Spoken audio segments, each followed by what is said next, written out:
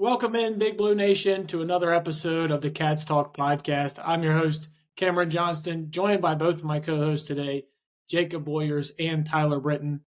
Guys, what was started off as a great weekend in Lexington came to a screeching halt once this football team took the field on Kroger Field on Saturday night under the lights. It was a blackout. Unfortunately, we did not get that memo out to the fans, so there was more orange than anything, especially late in that game, as Kentucky falls to the Vols once again, 56-34. Jacob, I'm going to start with you because you're my main guy for anything negative I need right now around this Kentucky football program. So go ahead, give me one of your big takeaways from this game. I mean, we can talk in depth about the game, and I know we'll go over particular plays and everything, but, in my opinion, honestly, who cares? I just think the game in general just symbolized more of just everything we've complained about, obviously, for the last few years, and especially ramped up the last few weeks. Pathetic showing. I mean, you actually had a pretty solid crowd there, and that was the product you put on the field. And you go out there and you absolutely cannot stop Tennessee. I mean, if they wanted to, I legitimately think Heupel could have scored 75 against you. I mean, they ran the big play every chance they wanted, pretty much. Just sent a receiver downfield, and we had zero chance to defend it and play well. And defensively, it was just pathetic. I was actually going to text you if I was feeling a little better. I was pretty sick all weekend, but I was getting ready to do an instant reaction and send it to you. And I was going to go from the guy that obviously felt like, we need a change in this coaching staff, but, I've always thought it's something that should happen at the end of the year. After Saturday, I don't know what benefit you get even waiting till the end of the year or these next few games. Like, the change is imminent, and it could not have been more obvious watching that game Saturday night that this is just never going to get back on track with this coaching staff, and it's over. Yeah, and the crazy thing is I think this year is almost an anomaly in the fact that this is a different way in which we're losing. It's a lot of it is strictly on this defense. I mean, you've seen the offense actually be able to move the ball down the field, and especially, 34 points. Cutter Boley has 5 touchdowns in this game. I mean, you're starting to find at least pieces on this offense, and you're getting a little bit of confidence in Bush Hamden and his rapport now with Cutter Boley. And as soon as you get that, this secondary, I don't know if I could go out there and play worse at corner than what we saw from Terrion Nichols on Saturday. And yes, it's a true sophomore who was supposed to be like our slot corner this year. We're supposed to have DJ Waller. What happened to JQ Hardaway? That needs to be studied as well. This secondary is the reason this team is losing games, and it really sucks because I think this team is a lot better than they were last year, and I think they're taking steps to become better week in and week out. But to the point you've made, no one cares, and I don't think it's going to change with the staff that we have here either. Tyler, be interested to get your thoughts on that as well. What a weird season this has been. We started off playing okay, what we thought was going to be okay, decent defense, and then the offense was going to be better. Kind of flipped. The offense is doing really good now. It seems like you told me that we were going to put up 34 points. This is the first time the Cats have put up 30-plus points against an SEC team since 2013 against Florida. 2023 against Florida. So if you told me that, I've been like, man, it has to be a competitive game. But before you knew it, if you're watching the game from the beginning, you're down 14-0 right off the bat. And you're just like, okay, well, to your point, defense isn't playing good. We also shot ourselves in the foot early with the pick six, but we just couldn't compete on the defensive side. If we could have stopped them a couple more times, we would have been right in that ball game. But shout out to our offense for at least putting points up. Cutter Boley had 5 touchdown passes. We talked about it earlier in the year. If we could have, I said it first, if we could have had a Cutter Boley that was throwing 150 yards and a touchdown, I've been happy with it. But 300 yards is exceeding expectations. 5 touchdowns exceeding expectations for me, but it's still a lot of sloppy play. on the field as well. So, disappointing for sure. Yeah, Yeah, I I mean the think biggest thing is crazy that I just want to say before we get past it, and because I really want to focus on this secondary specifically because it was something that we thought was going to be a strength coming into the season. We thought JQ was going to take that next step. Obviously, DJ Waller has only played in a game and a half, and now he's probably going to be out for the rest of the season. Ryan Nichols doesn't take that step. Ty Bryant, I mean, I don't know what happened there. I'm at a loss for words on what's happened to the secondary. I know there's guys that are being pushed up to play, but I thought we had a little bit more depth than that, and I'm surprised to see, not necessarily against Tennessee, because I think Tennessee does this to us just about every year, but the fact that you let Aguilar throw for 15.2 yards per attempt, not per completion, per attempt, for a full game is insane, and 396 yards through the air is ridiculous. And honestly, I think we really all should have looked at that Eastern Michigan game when we kind of just let the defense skate by. I think we should have seen that as a giant red flag in what is to come so far with this defense. And just wanted to say that before we get a little bit too deep into the weeds. Yeah, and it just doesn't make sense to me, like how Heupel and this offense can do this every single time, like pretty much at will. Like the whole purpose of like Brad White's defensive philosophy is supposed to be like bend, don't break, but we give up these 70-yard bombs left and right to Tennessee. Like everything that Tyler said about Cutter Boley, and you've said too, Cam, like I agree. I really like what I've seen from Cutter. I've probably been the highest on Cutter from in this podcast, throughout the season and even in the off season. And I just don't care. Like it's to that point because it's like, it's not going to work this year. There's no world where you can bring Mark Stoops back for next year. And it's like all these young pieces, like, yeah, they're awesome to see. But you have no idea, like, what of these guys are going to be here next year with whoever the head coach is. And I think that's what also just makes it so frustrating and, makes really this whole year just a pretty much like wash for me where like I'm going to watch the games, but like I'm going to have zero excitement about it. I'll tell myself I went to bed early Saturday after after a weekend of being sick.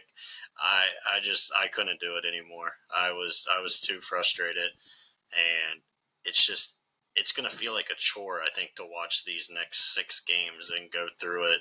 And I don't foresee it getting better on the defensive side of the ball. The secondary is just not good and not nearly good enough to compete in the SEC. And then, I mean, it's just always something. Like, it doesn't matter. I mean, probably the secondary's best game might have been against Ole Miss, but then you have coaching mistakes that cost you that one. The defense plays well against a bad Texas offense, but you have coaching decisions and a couple of offensive plays and you can't put the ball in the end zone and you lose. And then you have a game you bounce back where your offense scores 35 or 34 and you're never in the football game. Like, there's just always going to be something trickle down from this coaching staff that's not going to allow them to take a step and win games. Yeah, and I think we always knew that this schedule was a little front loaded, and we knew we were going to have to get a good amount of our wins in the latter half of the season. But like you mentioned, you're almost to the point where, I mean, even if this team were to find a way to win 5 games, I don't think anyone feels good about that, or anyone thinks, you can run that back and feel happy about it, even with, the progression in which you've gotten from a lot of these younger guys. And I think that's been the most damning thing about all of it is that you're finding ways in which to where if you would have said at the beginning of the year, like what Cutter's done so far this year and said we were 2-5, all of this, if you would have given me all this, said you have, DJ Miller goes for 100 yards and 2 touchdowns. You see breakouts from Willie Rodriguez. You see the defensive line I still think is one of the best in the SEC. You see all these things, and yet you're 2-5 and everyone's checked out. I'm sure you guys saw the pictures of people in the stands wearing the bags over their head. I saw somebody with like a communion pot that said Mark Stoops buyout on there. That's just where the fan base is, and there is nothing that can get them out of that. We mentioned, one of those things was to either beat Texas or Tennessee to get a little fuel to the fire, but with losing by 22 to a rival in which Heupel is now 5-0 against Stoops, and none of them have really been close. I don't see it getting any better. Even though I want to be positive about what we've seen from this offense, it's just hard, especially when a good amount of the offensive line is going to be gone too. Yeah, we lost by 22 in the game. I don't even feel like it felt like it was that close. Like there was, I think there was one moment in this game we got it to 28-21, and you got them on a 3rd and 6 on your 47 with yeah, like but I had 15 zero seconds left. confidence we were getting off the field. I Like know. My it's a thing shame. is there was 10 seconds left in the half at that play. You're thinking at the minimum, okay, let's say we give up a 20-yard play here. They're scoring 3. You get the ball coming out of half. You're still, at least with what the offense had done there, you're thinking, okay, we're going to keep it within a possession here. When they gave up that touchdown at the end of the half, that's when I knew that game was over. Not like it wasn't already over before then, but that was like the final nail in the coffin going into the half. Yeah, I think it was pretty fitting to have the play where Macklin tries to pick the ball up and fumbles first down, and like that's just for a second because it's like this is a kid that's a senior. He's played a lot of college football, and I think it just trickles down to the vibe around this team and like just the little things. Like that play was what, and like I think like with Macklin in particular, like you're a senior that's played a lot of football. You should kind of know the situation better, and I think it just trickles down to all the problems with this coaching staff. It's like to have a senior making that big of a mistake. I mean, that was what, a 3rd and 9. You throw the ball to the line of scrimmage. You fumble at the line of scrimmage. Macklin tries to pick it up, doesn't. Luckily, finds a way to get the ball back. Just fall down. You're 17 yards away from the line of scrimmage or from the line to gain. Like, there's no scenario where he's going to go pick that up, and you're running in circles in the backfield 17 yards away from a first down, and you fumble it away. Like, just little mistakes like that are just so, again, like that's a senior. That's a guy that's played a lot of football here and elsewhere, and like you got to know better. And I just think like that was like the perfect display of what the Mark Stoops era has kind of become these last 3 years. Yeah, I mean, that play in general, I mean, obviously it's made its way around social media and, kind of just summarizes what Kentucky football is right now to the outside world and obviously to the Kentucky fans. I mean, you throw a pass that pass was to Hardly Gilmore. You got a freshman out there trying to make a play. I think he's about a yard or two short of the sticks when he's out there, fumbles it, and then Jamori to pick it up once is one thing and fumble it. Pick it up again and fumble it in the same play. Like I don't even know. I don't know how that happens. Like you It fumble was the once in a dumbest play game. I've ever seen. You fumble once in a game. You think like, all right, man, 2 hands on this. This thing's not going anywhere. To fumble twice in the same play is ridiculous. But I mean, I'm not going to get mad at Hardly Gilmore for trying to make a play, especially with the lack of plays we'd seen from this receiving core. But this makes me have so many questions about what we were doing in the beginning of the season, like that Ole Miss game. What was that? Like I don't understand the Ole Miss game, like the play calling at all now. Now looking at this team, I mean, look how good Kendrick Law's been over these past couple weeks. He's been outstanding. He was almost a no-show. JJ Hester goes off in this game. His first catches of the season. He ends up with 2 touchdowns in this one. Harley Gilmore plays a massive role. DJ Miller is making big plays, has 2 touchdowns. Cam Miller is making good plays. I mean, so many guys are getting involved that it almost seems like we have like too many guys to keep rotating in. But in the Ole Miss game, we were searching to find anyone that could take the ball, and we were going strictly to the tight ends. Yeah. How about a JJ Hester showing and a Well, him just being touchdown? on the field. That's the first time I've Yeah, seen him on the field since he got targeted in that Toledo game. but like also I think it shows you see how good Cutter's been.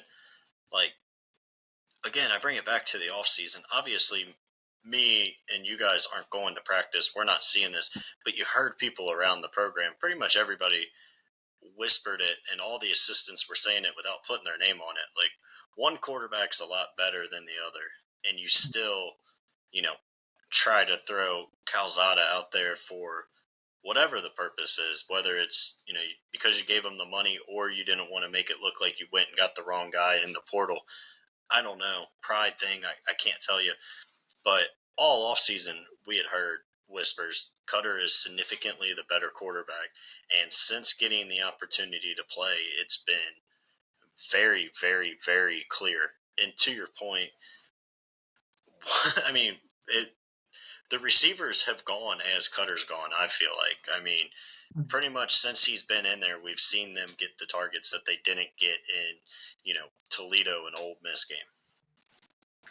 Yeah, and I feel like this might just be something to where Mark is just searching for answers, and he's finally just like taking his thumb off of the offense, because it felt like those first 2-3 weeks we were trying to win in traditional Mark Stoops fashion, run the ball, bleed the clock, and it really feels like we've at least taken the reins off of that a little bit. Obviously, To an hasn't extent, we're worked. still 1 week away from the Texas Oh, game where trust me, I get it. But we at the ran least, you were moving the ball up and down the field. This team yeah. still struggles with situational awareness and being able to pick up those short yardages. But I also chalk that up to Texas having one of the best interior defensive lines in the country as well. Which is even more of a reason to not run it straight at them.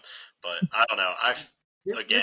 You're shooting the messenger here, man. Trust me. We talked about it. We talked about it last week. It would still be interesting to see if that was to have have the coaches on truth serum and figure out who really made those decisions to run the ball in those short yardage. Was that Stoops saying punch it in, or was that Bush saying this is my best play call right here? So yeah, I'm not going to say he's completely taken his finger off the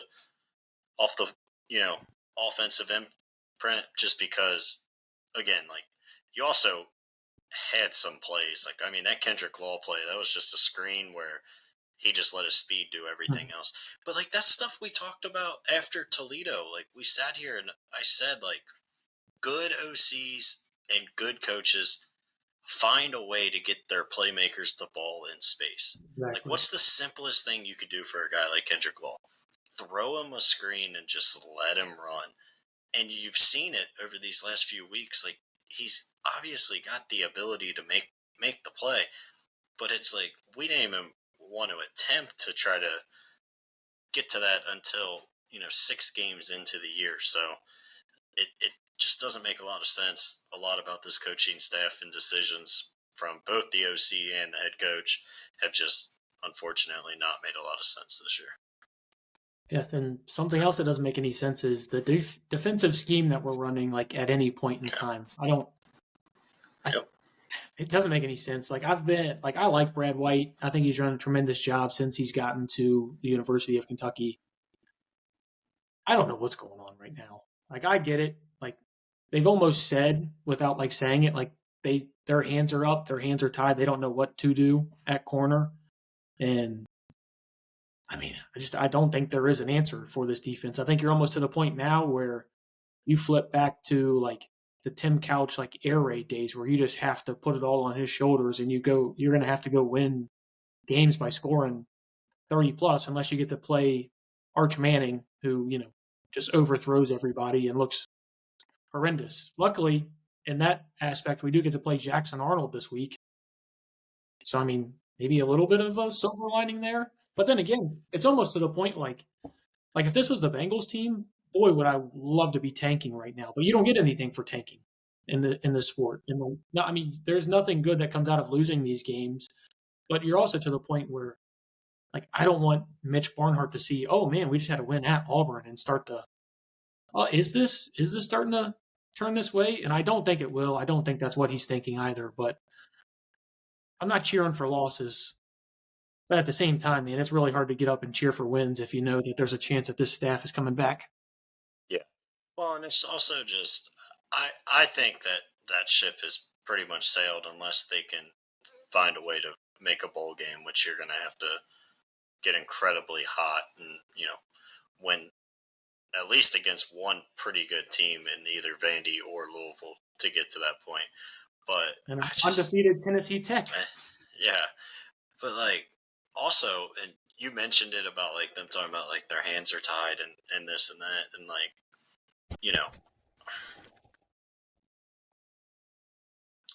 and Stoops' comments, the other day were just, I mean, dude, like, he pretty much just came out and said, like, this is the team we got, and like yada yada yada, and almost just kind of made it sound like the roster isn't enough. Like, dude, you brought in 50 new players this year.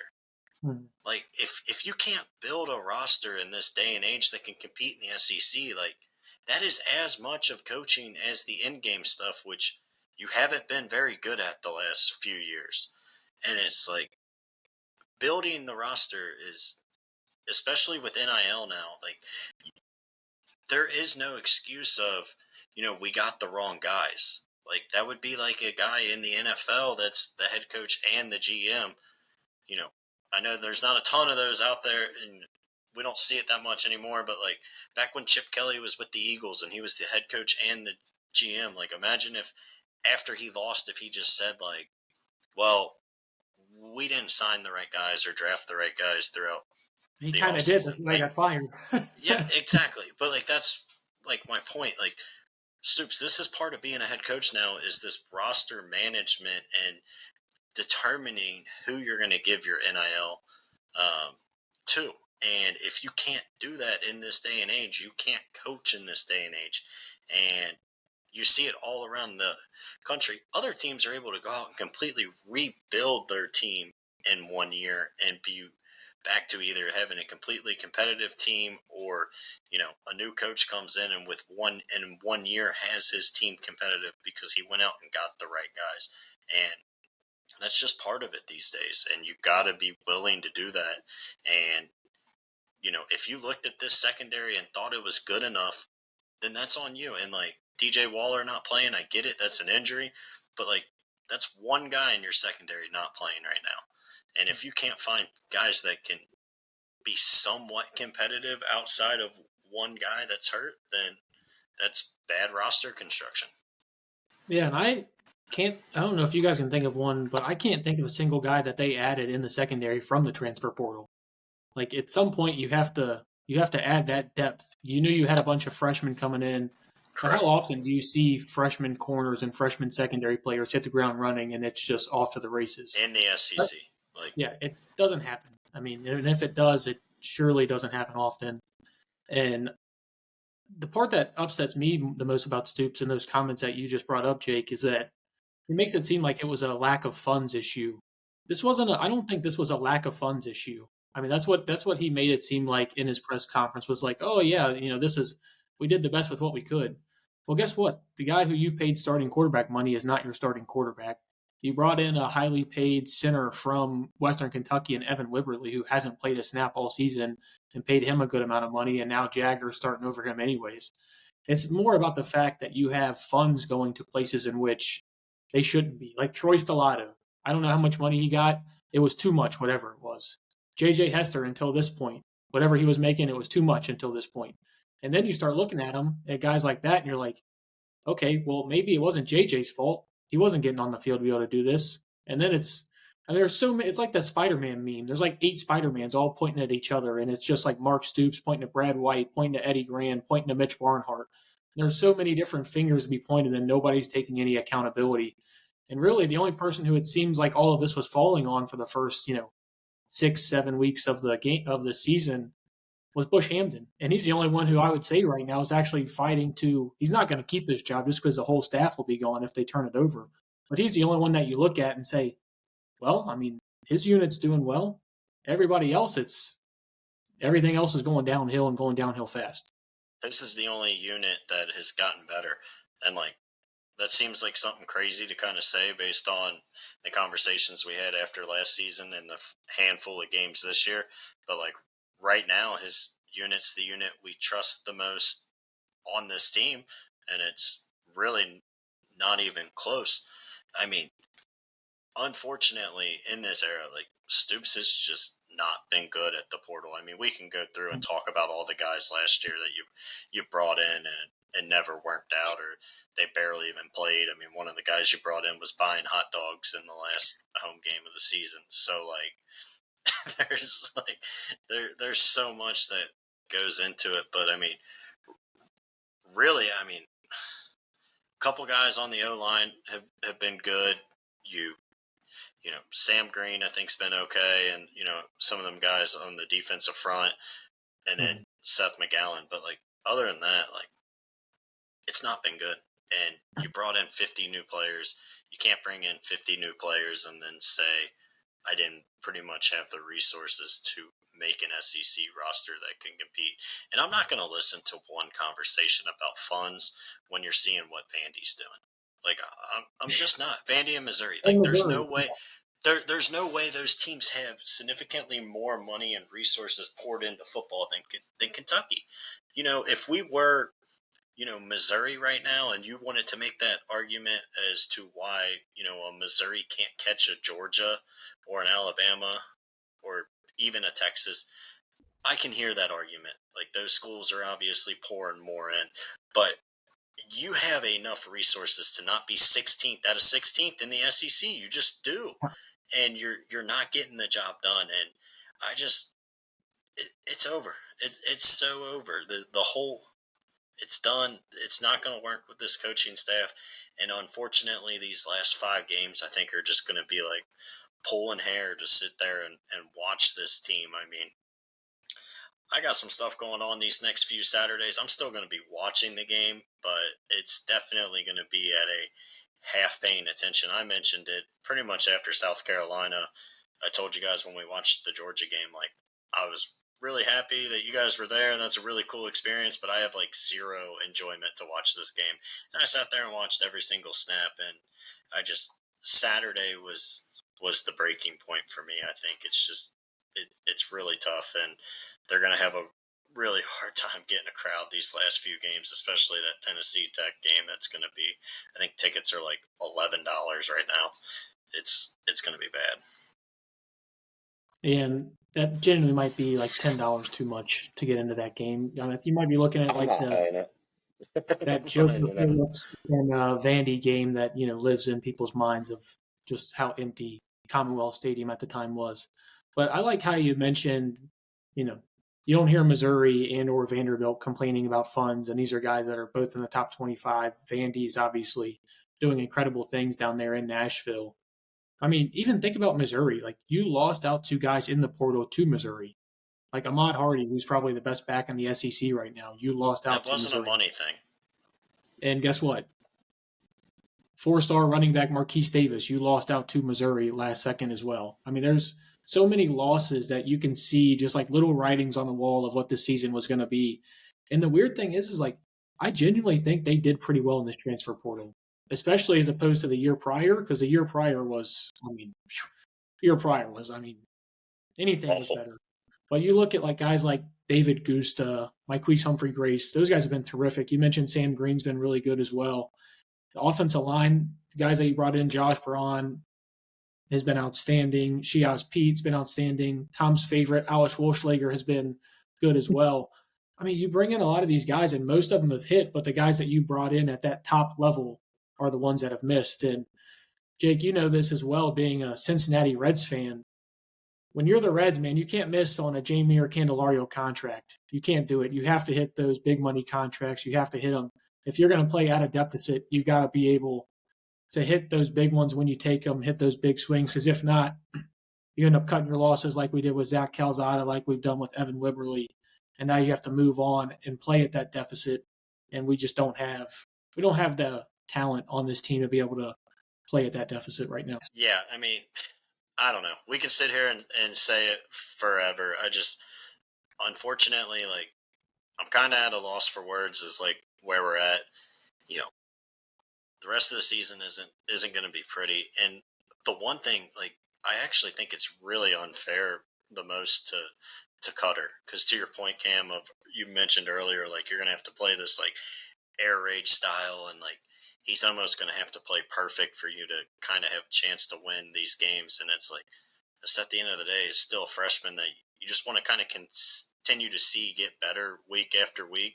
And it's like now just so much rest on his shoulders of if you're going to have a chance at Auburn or, Florida at home. So I just think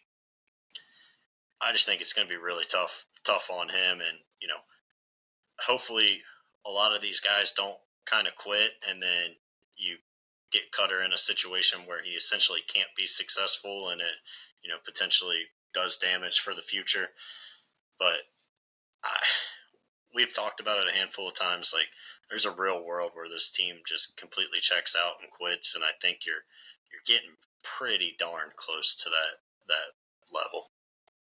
Yeah, I mean, the only thing I'll say about that I don't think rings as true this year as it did last year is last year you had a lot of seniors who knew they weren't going and playing anywhere else, like Gerald Mincy. A lot of these guys that, or at least on this roster, do still have either a future in college football or potential in the NFL. It's not going to be like guys like Shiaz Pete, Josh Braun. It's not going to be, they might not get drafted, but a potential chance at sticking on a practice squad for a couple of years, doing something like that. So I don't think this team is going to quit. And I do think that luckily for them, like this back half of the schedule is the easiest that they're going to have. Auburn and Florida, those both look a lot more winnable than they did early in the season. Tennessee Tech doesn't look more winnable, but I mean, then again, you're still facing an FCS team. I mean, they drop like 50 points a game and are 8-0 right now. But one question I have for you guys, I think we did this a couple weeks ago, and I think we all chose a little bit more on the positive side. If you guys had to pick the way this season ends, do you think it's 2 wins or do you think it's 5? Which one do you think is more likely? Tyler, I'll start with you. Wrap up the season. I want to say it's probably more likely just a 2, but I don't know. I see them still beating Tennessee Tech. I just I always see us finding ways to lose games, and that's always going to be the problem in the back of my mind is, after we lost the games, when we lost to Ole Miss and then South Carolina, and then we kind of continued on, it was always like we always find ways to lose games, and that's the tough part for me to get around, is to say, hey, we're finally going to find a way to win when we just haven't done all year. And we, in one sense, we've just found the reverse. We're playing good defense and bad offense, and we switch and we're saying, hey, we're going to play good offense, bad defense. And even our good offense, I would say, still has a lot of making up to do if they want to be considered like a good offense in the SEC. Yeah, I think it's tough, and I don't feel good about this answer. I still think it's probably more likely you win 5, just because I really don't see a world where you don't beat Tennessee Tech, no matter how bad we're playing and as well as they're playing. And you could even start to almost put Florida in that conversation. Like, I think the most likely scenario for this team is 4 wins. So if you're asking me what's more likely, they find a way to win as a 10-point underdog at Auburn or lose to Tennessee Tech, I'm going to say they're probably slightly more likely to win at Auburn, but I don't feel good about making that prediction. Yeah, and that's kind of where I was thinking, is that I wouldn't feel good about either way. I think obviously the sweet spot is that 3 or 4 games right in the middle, which is why I gave you guys those 2 landmarks. Jake, I do think I lean with you. I do think 5 is probably more likely, just because these Auburn and Florida teams are not good teams. They really aren't. I mean, Florida's obviously already fired their head coach. If we go down there and win against Auburn this week, they'll fire their head coach as well. Gus Malzahn will be done. And then really you're just looking to see, I mean, first. But yeah. What I say? Stands. Gus Malzahn, but phew, I went way back in the day, huh? We'll keep it going. I went way back in the day. Either way, he got fired too. So guess what? It's just going to continue the trend here. I think 5's more likely. I wouldn't put a bet on 5 or 2, like Jake mentioned. For some reason, part of me is just stuck on 3, and I don't know why. It's a real possibility, but I just look at it and I'm saying, well, I know we're not going to outcoach Auburn. We might outcoach Florida now with, Billy Napier being fired. But I know for a fact we're not out-athleting either of those 2 teams. And for those reasons, I don't think we win either of those 2 games. And then, you definitely don't feel good about Vandy later in the season. Louisville just beat Miami, even though I think they're a little fraudulent like always. But, you don't feel good about any of these games. And then you get to the point where, I feel good about beating Tennessee Tech, but it's definitely one of those ones that you look at and you're like, well, man, we couldn't stop Eastern Michigan. And this offense is better than Eastern Michigan's. And you look at Cutter's, Cutter's ability to throw the ball in harm's way sometimes. Maybe that's a game where he just doesn't have it, turns the ball over too many times. I don't know, man. It's It's a just possibility. we're at the point now where it's doom and gloom. But I do want to switch a topic here a little bit and just talk about the head coaching, searches that are going to be going on this offseason. I think we've all kind of waited a little bit, tried to give Mark Stoops his time to try and, get his fingerprints on this team. And I think we all can admit that no matter what he does, this is not going to turn in his favor. So do you guys have any head coaching candidates that you think are your number one go after as of this moment? And granted, Brian Kelly just got fired. Obviously, James Franklin's been fired. We're going to have to figure out what guys we can get in here because having Penn State open, having LSU open, Florida job being open, Auburn will probably be open as well. There's a lot of good coaching vacancies that, guys like John Summerall, Will Stein are going to be looking at and are probably going to get offers to. Do you guys have any comments on that in general, the head coaching search, or who you would like to come and take the reins of Big Blue Nation? Yeah, I mean, if you ask me, obviously, I think either Summerall or Steins would be a home run A+ hire.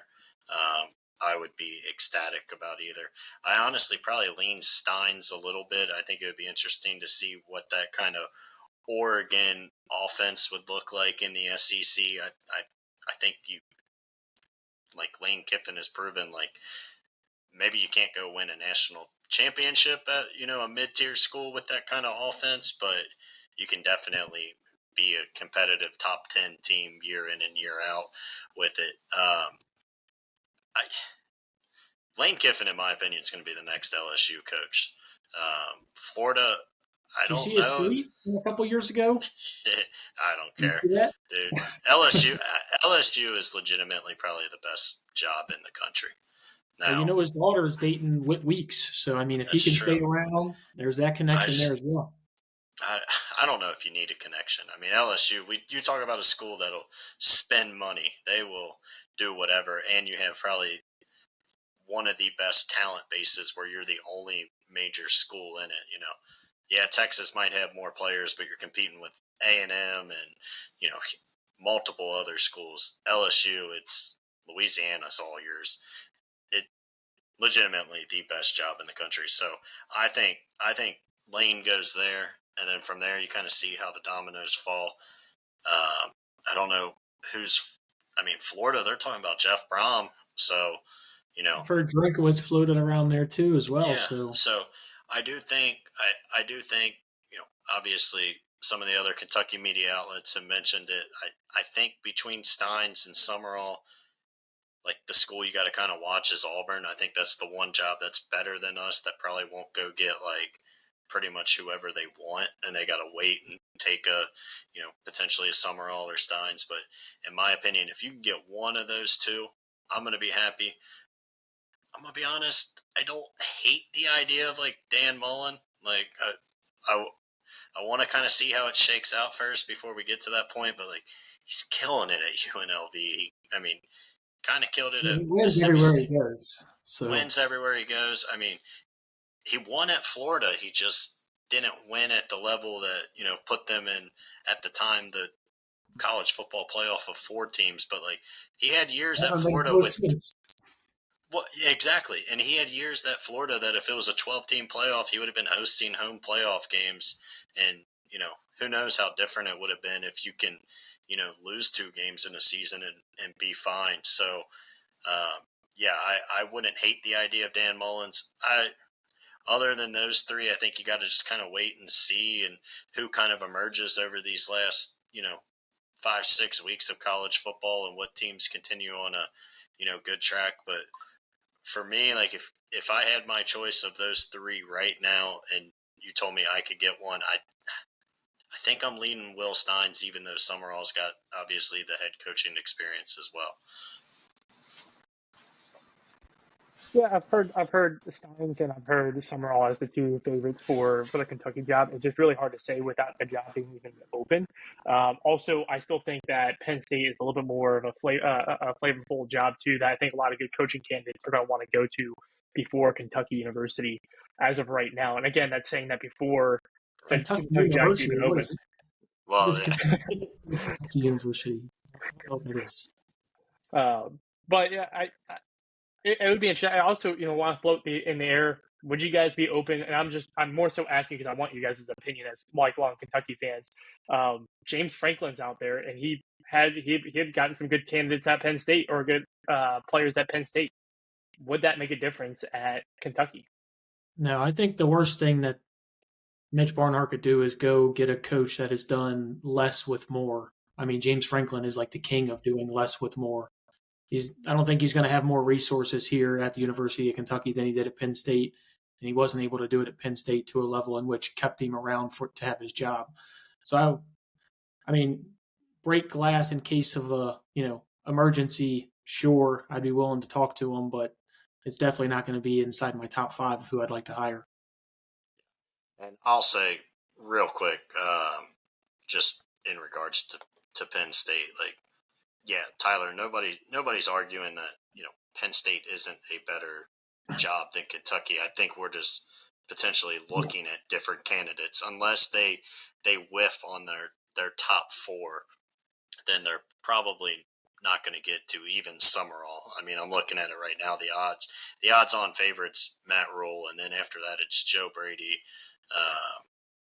Mike Elko at A&M, which I would be obviously shocked if he left. But like, I think they're going to go for a Matt Rule, Joe Brady kind of quote unquote home run hire. I don't know if I consider Matt Rule a home run hire, but I think that's where they're leaning. So, like, yeah, there's better schools out there, but like, we're competing for a different level of coach. And then when you look at it, and you get to the point where it's Ole Miss, Kentucky, and Arkansas, Kentucky with Summerall and Steins both have connections. So I think that can kind of put you in a different, give you a little bit of a advantage there. As far as James Franklin, I'm just out on that kind of coach in general. Like, him or Brian Kelly. Like, we just got out of it. If it's Brian Kelly, I'm done. I'm done. Like I'm just we're out of it on basketball, where we got away from the coach that talked down to the fans consistently, and the media. Like, those are 2 guys that are just not liked by anybody they've ever been around. Like, at some point, I don't know. Like, would James Franklin win here? Probably, but I think there's other potential younger options that can get you to really good seasons as well. Yeah, I mean, James Franklin is a saint in the eyes of Brian Kelly. Brian Kelly might genuinely be one of the worst humans to walk this earth. And I mean, that's documented through numerous players of his at LSU, Notre Dame, University of Cincinnati. I mean, I don't think there's been a singular player that I've heard come out and support Brian Kelly on any stance. Or school photographer. Exactly. I mean, that you prove my point. I mean, this guy is scum of the earth, and he's not even a good football coach. So yeah, Brian Kelly would be a absolute no-go for me, and I don't even think that's one that Mitch Barnhart would even entertain. I just threw him in, but point stance. It's with reason. I mean, he's out there. He is a big name. We should at least talk about him. But Jake, I think I'm with you. And mine is not necessarily the difference between Stein and Summerall. It's more just the fact of, I mean, we've seen this like Iowa-led offense and that style of trying to win games. I don't think that changes too much with Summerall coming in. I do think he'd be a little hands-off on the offense and kind of let his offensive coordinators go like he's done. Tulane's had good offenses, so as long as he's got the right piece with them, That's what I'm saying. But it's also about getting that right piece. We've seen years in which at Kentucky we've gotten the right piece of offensive coordinator and it's worked.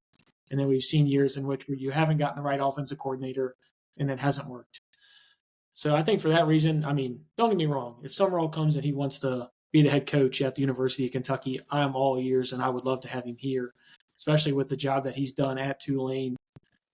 And there's nothing ever wrong with bringing back a cat. I mean, we're seeing how well that's working on the basketball side. Obviously, it's not apples to apples, but I mean, I waited until the seventh game of the season, after the seventh game of the season, to talk about it. So I just kind of wanted to get your guys' big brain theories on how many coaching vacancies there are and where you thought Kentucky stacked up in this. Those are my top three as of now. Again, we'll wait and see. There might be some names we're not really thinking of that kind of shake out as, some team finishes hot or something that you see at, some lower levels. So, but yeah, Will Steins for me is number one right now. All right, guys. All this said, we do still have a game on Saturday that we will all be watching. I thought maybe we could just gloss over that. The Cats will be taking on the Auburn Tigers. They will be on the road in Jordan O'Hare Stadium. Tyler, I will start with you. What is your score prediction for this game? Who do you got coming out on top? I'm just gonna cut to the chase with it. I do have Auburn still winning this game. Players maybe up and about, a little different than what we expected from Auburn, but I'm gonna give Auburn 34-24. And honestly, I could see us getting more points on the board. We haven't played better on offense, but we just hit 30 points for the first time against an SEC team, like I said, in 2 years. So I'm excited to see what we can continue off of, but yeah, I think we'll cap it at 24 today on Saturday. I'll say briefly too, real quick. This is not a good Tennessee team. I feel like we went a long time without me saying that, but I mean, just because they scored, in the mid 60s against us, like they haven't beaten anybody good. It's just not a very, very good Tennessee team. I think we talked about that before the season and said that, they would have a good record despite really not having near the team they had a year ago. Auburn's now up to a 10.5-point favorite. Man, I talked myself into Kentucky covering last week. I think that was all the. I know you did it last second. Let me change my score prediction. Boy, you should have kept it the same it was. I know. It was all the NyQuil leaving my body after 2 straight days of chugging it.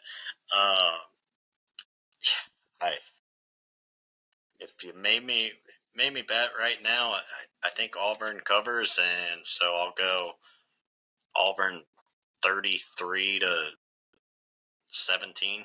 I'll say, like, this Auburn defense is much better than the Tennessee defense that we just got to play. Yeah, and bad thing is this Auburn offense is not good at all. Nope. Jackson Arnold is just as bad as he has been everywhere else he's been, especially in Oklahoma. You see the big step that Oklahoma's taken since he's left, and they got John Mateer in there.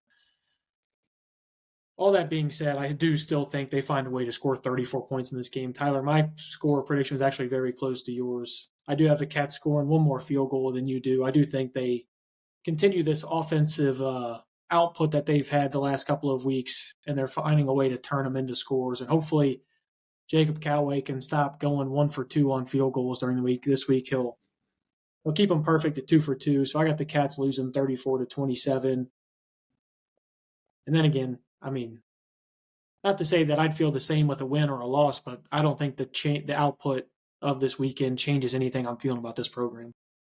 Nope. Yeah. Your opportunities to kind of change anything were the last 2. Now I think the only way you do it is if you somehow go win 4 more games the rest of the year, but I don't see it.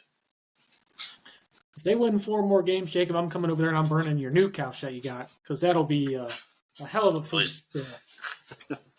Please don't. Yeah, Miss Kate would not be appreciative if I came over there and burned that new couch. All right, guys, you guys have anything to say regarding this football team? Because guess what? Basketball team put on a show for us, and we're going to talk about that here pretty soon too. But anything else for this football team and Mark Stoops and what they've done over the season so far? Nope. Defense just needs to play a little bit better, but we're beating a dead horse at this point with it. Yeah, I think maybe even saying they need to play a little bit better might be a little bit of an understatement. They gave up 56 points and 15.2 yards per attempt through the air. But, yeah, I mean, I want to see some sort of cohesion. 1 week the defense looks solid.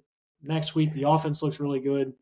Some cohesion would be nice to see. And let's just see a lot of these young guys get out there and make plays. I think that's the only thing that's bringing any of us any joy.